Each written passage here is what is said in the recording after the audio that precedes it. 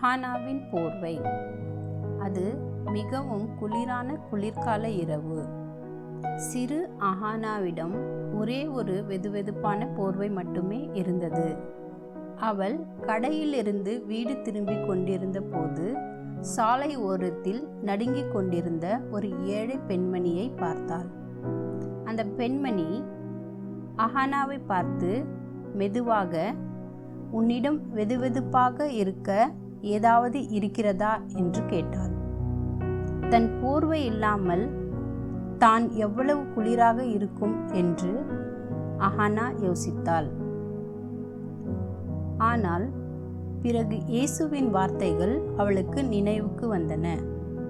"உன்னிடம் கேட்கிற எவருக்கும் கொடு."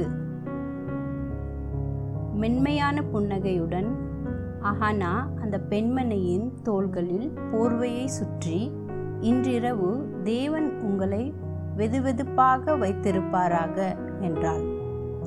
அன்றிரவு அஹானா படுக்கையில் சிறிது நடுங்கினாள்.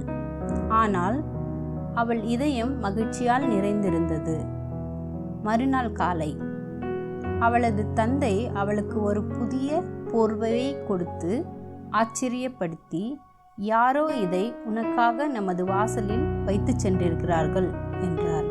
நாம் தாராளமாக கொடுக்கும்போது தேவன் எப்போதும் தமது வழியில் நமக்கு வழங்குகிறார் என்பதை அஹானா உணர்ந்தாள்.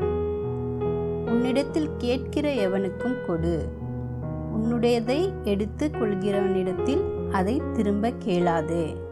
லூக்கா 6 அதிகாரம் 30 வசனம்.